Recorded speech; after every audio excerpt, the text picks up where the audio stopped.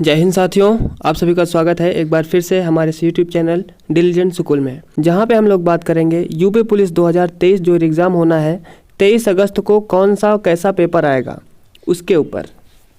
ये जो प्रश्न है आपके जीके के होंगे, ठीक है। जीके से रिलेटेड मोस्ट इम्पॉर्टेंट प्रश्न है, तो इनको आप लोग ध्यान से देखें और इसी क्लास में इन प्रश्नों को तैयार करने का प्रयास करें। तो बिना देरी किए बढ़ते हैं अपने पहले प्रश्न पे। हमारा आज का पहला प्रश्न है, भारतीय संविधान का संरक्षक कौन होता है। संरक्षक मतलब रक्षक कौन होता है? प्रधानमंत्री, राष्ट्रपति या फिर उपराष्ट्रपति या फिर जिसे हम लोग सुप्रीम कोर्ट कहते हैं। तो आपको पता होगा कि जो सर्वोच्च न्यायालय होगा वो भारत का संविधान का जो संरक्षक है सर्वोच्च न्यायालय को कहते हैं। और सर्वोच्च न्यायालय के जो मुख्य न्यायाधीश हैं अभी वो हैं DY चंद्रचूड़, ठीक है। DY चंद्रचूड़ जो है वो भारत के मुख्य न्यायाधीश हैं। और मुख्य न्यायाधीश की नियुक्ति कौन करते हैं? आपके राष्ट्रपति महोदय करते हैं। और राष्ट्रपति अभी कौन है भारत के? वो हैं आपकी श्रीमती द्रौपदी मुर्मू जो है भारत की राष्ट्रपति हैं। उपराष्ट्रपति की बात करें तो ये जो है राज्यसभा का पदेन अध्यक्ष होता है।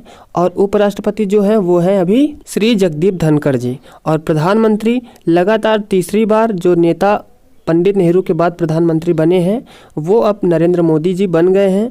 और नरेंद्र मोदी जी अभी भारत के प्रधानमंत्री नियुक्त किए गए हैं। इसके बाद का अगला प्रश्न हमारा, आईने अकबरी किस भाषा में लिखवाई थी अकबर ने? अकबर ने आईने अकबरी किस भाषा में लिखवाई थी? अब सबसे पहले जानते हैं आईने अकबरी को लिखा किसने था। वो लिखा था अबुल फजल ने, ठीक है। अबुल फजल ने जो है आईने अकबरी को लिखा था। और कौन सी भाषा में लिखा था? वो लिखा था आपकी फारसी भाषा में। ऑप्शन नंबर सी इसका राइट आंसर होगा। फारसी भाषा में अबुल फजल ने जो है आईने अकबरी को लिखा था, जो कि अकबर की आत्मकथा के रूप में जानी जाती है। इसके बाद का प्रश्न है हमारा, ज्योति तीव्रता का SI मात्रक क्या है? तो आप लोग को याद होगा कि जब आप लोग 11th में थे तो फिजिक्स में आपको 7 भौतिक राशियां पढ़ाई गई होंगी, जिनमें से आपका एक ज्योति तीव्रता भी रही होगी। और ज्योति तीव्रता का जो SI मात्रक है आपको कैंडेला बताया गया होगा। ऑप्शन नंबर बी इसका राइट आंसर होगा। और एम्पियर किसका है? ये आपका विद्युत धारा का, मतलब धारा का जो SI मात्रक होता है वो आपका होता है एम्पियर। हर्ट्ज जो है ये आपका फ्रीक्वेंसी का होता है, ठीक है। मतलब आवृत्ति का जो मात्रक होता है वो हर्ट्ज होता है। और ऊष्मा माने हीट का जो यूनिट होता है वो आपका कैलोरी होता है। तो ये हमारे मोस्ट इम्पॉर्टेंट प्रश्न हैं, इनको आप लोग ध्यान से पढ़िएगा और इसी क्लास में तैयार करने का प्रयास भी करिए। पंडित रविशंकर का संबंध किस वाद्य यंत्र से है? मोस्ट इंपॉर्टेंट प्रश्न है, आप लोग हैशटैग लगा के मार्क कीजिए इसको कि ये भैया परीक्षा में आपके छपेगा पक्का। पंडित रविशंकर का संबंध जो आपका है सितार से है, ठीक है। ऑप्शन नंबर सी इसका राइट आंसर है। अब सितार से एक लोग और बहुत पीछे पड़े रहते हैं, वो हैं आपके निखिल बनर्जी साहब। निखिल बनर्जी जो है वो भी सितार वादक है। और जो पंडित रविशंकर हैं वो भी हैं, तो ऑप्शन नंबर सी इसका राइट आंसर होगा। तबला में एक नाम बहुत निकल के आता है जाकिर हुसैन साहब का, ठीक है।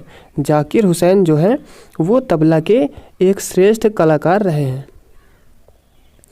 अगला प्रश्न हमारा, भारतीय राष्ट्रीय कांग्रेस की स्थापना किस वर्ष हुई?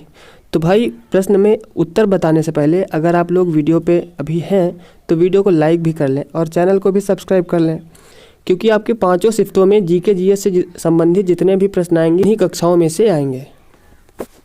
तो बिना देरी किए चैनल को सब्सक्राइब करें और बेल आइकन को भी प्रेस कर लें, ताकि जो आने वाली वीडियोस है ना उनका नोटिफिकेशन आपको मिल सके। तो इस प्रश्न की बात करें हम लोग, भारतीय राष्ट्रीय कांग्रेस की जो स्थापना है वो हुई थी आपकी 1885 ईस्वी को। ऑप्शन नंबर ए इसका राइट आंसर है। अब 1885 से एक चीज़ और आपसे पूछता है कि जो लुईस पास्चर हैं ये कौन है? लुईस पास्चर वही हैं जिन्होंने रेबीज़ के टीके का आविष्कार किया था। रेबीज़ क्या है? कुत्ते के काटने से होने वाली बीमारी, जिससे मनुष्य जो है ना आपका पानी से डरने लगता है, वो बीमारी है, जो कि 18वीं सदी में 19वीं सदी में बहुत भयानक महामारी के रूप में कार्यरत हुई। और जो लुईस पास्चर हैं इन्होंने 1885 को ही इसके टीके का आवरण कर दिया।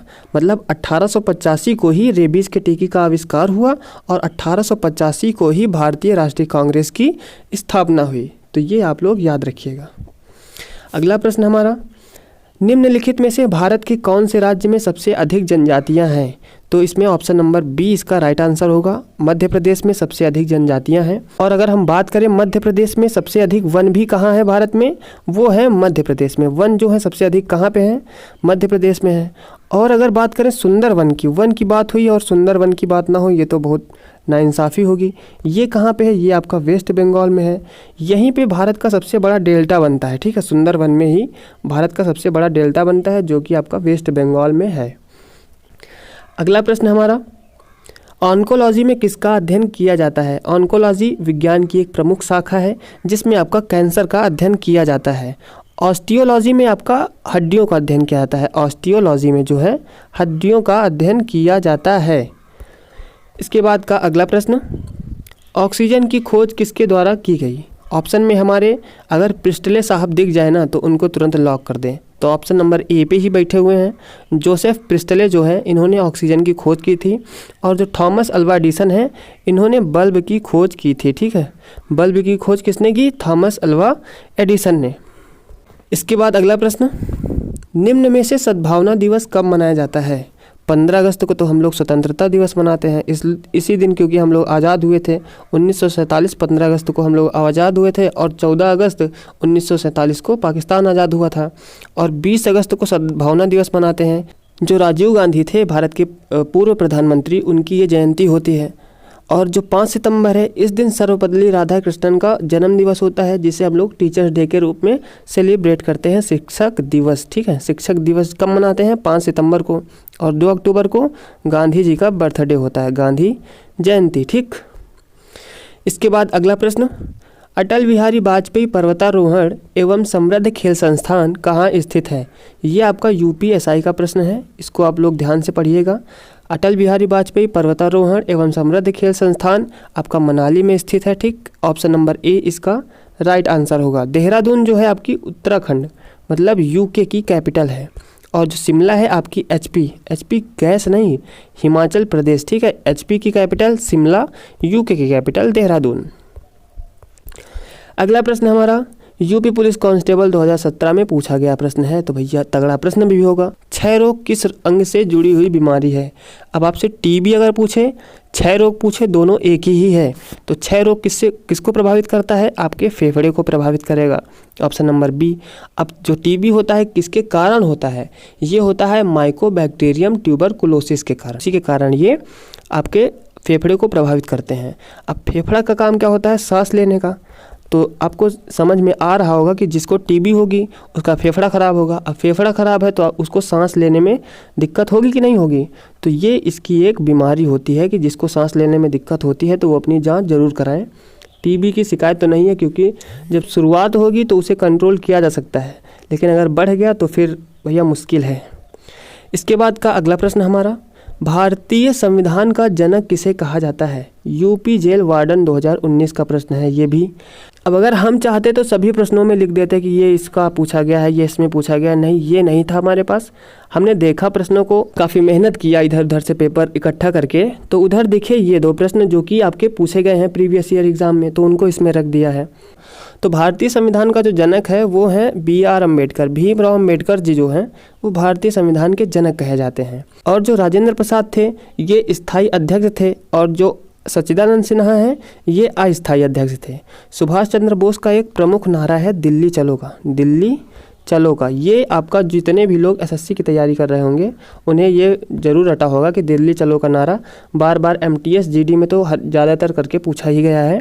सुभाष चंद्र बोस का नारा है दिल्ली चलो। इसके बाद अगला प्रश्न, विटामिन ए की कमी से कौन सा रोग होता है।